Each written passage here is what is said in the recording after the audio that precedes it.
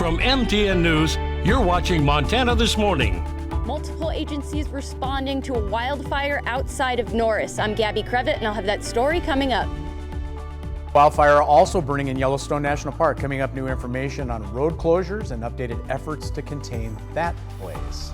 It is right at 6:30 on this Monday. Chet Lehman, Matt Elwell with you here. Fire, smoke, weather all linked together here as we start near the end of August. What a web we weave, right? For sure, yeah. Smoke is really the forefront. Hazy conditions this morning. We actually have a view this morning. This is out of Butte for Community Hospital of Anaconda ICAM, mainly dealing with air quality in the moderate to unhealthy for sensitive groups range. It's not going to get better for the afternoon, but the early morning temperatures into the 40s and 50s certainly help. 36 this morning in West Yellowstone. It's refreshing. That is refreshing. That is not. That's a lot of smoke in our skies here in the Bozeman area. Daytime highs right around the 90-degree mark. A little better view in the Butte area. But again, it's going to be hot and hazy today. I'll look at our chance of storms this week. Will be coming up in just a few minutes. Well, and we start this half hour of news with some of the reason we have some of that haze. A wildfire near Norris blew up to 1,000 acres late yesterday. Still has crews on scene. MTN's Gabby Crevitt was the only reporter on scene yesterday and explains what she saw. I saw this fire earlier today when it started. A little plume from over the hill right here. You can see what's going on right now. It's spread. Multiple agencies continue to fight a wildfire near Norris, which started early Sunday afternoon. Currently originally started off Bradley Creek, unknown cause of origin, and determined right now are just a little over 1,000 acres right now.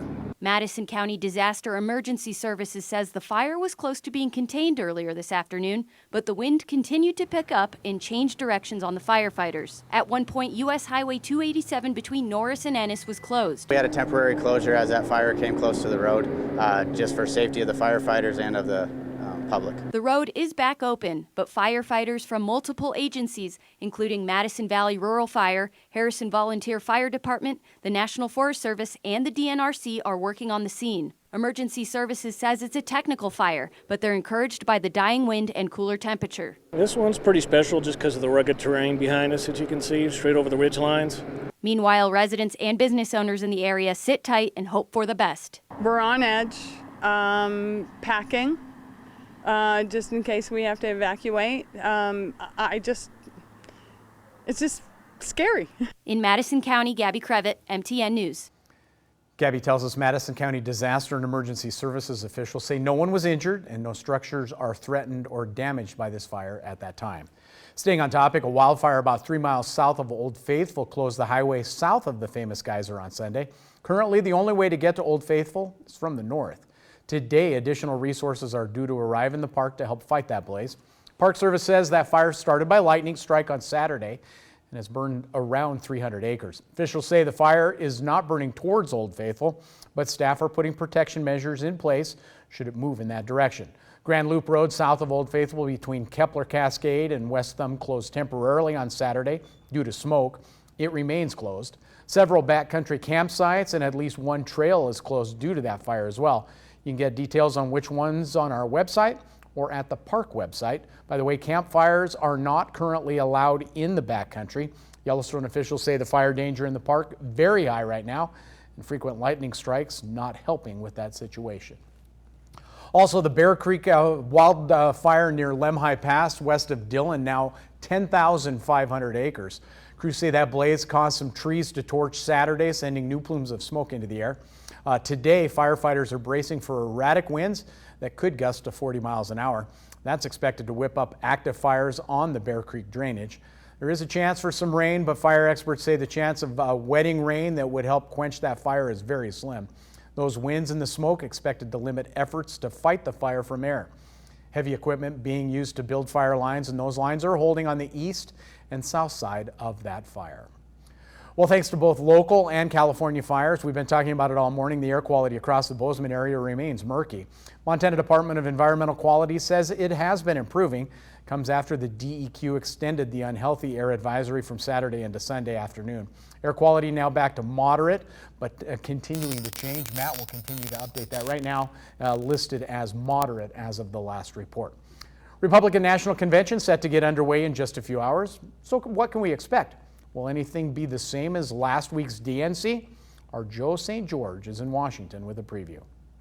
President Trump will start his convention week in Charlotte, North Carolina today. It's where 300 or so delegates to the RNC are still meeting and where they will vote to officially make the president the Republican nominee. But pretty much everything else is happening here in Washington, D.C., with the White House serving as the backdrop. He wants to get out there the message of what we've been able to accomplish. That was Trump campaign advisor Hogan Gidley telling us the RNC is planning on surprises this week. We don't know much, but we do know President Trump is expected to have a role each night. First Lady Melania Trump will speak Tuesday, Vice President Mike Pence on Wednesday, and the Trump children are also expected to have prominent roles.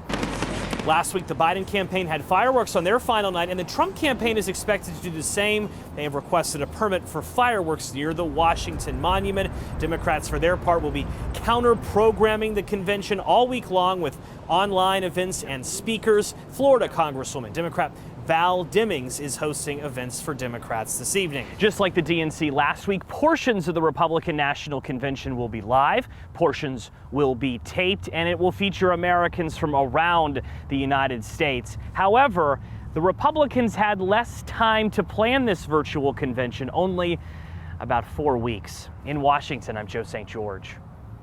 6:35 now. Mail-in ballots have been a part of the election process for years, but as the nation grapples with the continual effects of a global pandemic, mail-in voting is more essential to voter participation than ever before. DN's Lindsay Hyatt addresses concerned voters like you might have about the U.S. Postal Service mail-in ballots, making sure your vote is counted. As many voters plan to vote by mail this year due to safety reasons, concerns about the safety of their ballots are on the rise. Voters have voiced concerns about whether the United States Postal Service will be able to handle a quantity of mail-in ballots like never before. In preparation for high mail-in ballot participation, Postmaster General Louis DeJoy has expanded current leadership task force involved with election mail and will employ any resources needed beginning October 1st. DeJoy stressed that the USPS's #1 goal between now and Election Day is to deliver the nation's election mail on time and up to standard. In order to prevent the appearance of any interference with election mail, he has suspended operational changes planned prior to his assumption of the Postmaster General title. For any voters concerned about changes that might occur, DeJoy assures the public that retail hours will remain the same, mail processing equipment and collection boxes will remain in place, and mail processing facilities will remain open. Reporting in Great Falls, Lindsay Hyatt, MTN News. By the way, Postmaster General DeJoy will meet with government officials on Capitol Hill this week. In fact, meeting today to discuss the mail-in election in more details. We're going to take a quick break here on Montana This Morning. We come back. California wildfires, as bad as they are, expected to get worse this week. How that state is trying to prepare coming up. But first, let's check in with Anthony Mason to see what's coming up at 7 on CBS This Morning. Good morning. Ahead on CBS This Morning, California's wildfires grow overnight after new lightning strikes, while the Gulf Coast braces for 2 big storms. We'll have the latest on the natural disasters hitting 2 parts of the country. Also, the Republican National Convention begins today, and only on CBS This Morning, we talk with President Trump's Chief of Staff, Mark Meadows. And in our School Matters series, teachers nationwide are preparing for a challenging year. Bill Gates, Chelsea Clinton, LeVar Burton, and Josh Groban all talk about the teachers that changed their lives. All that coming up when we see you all at 7.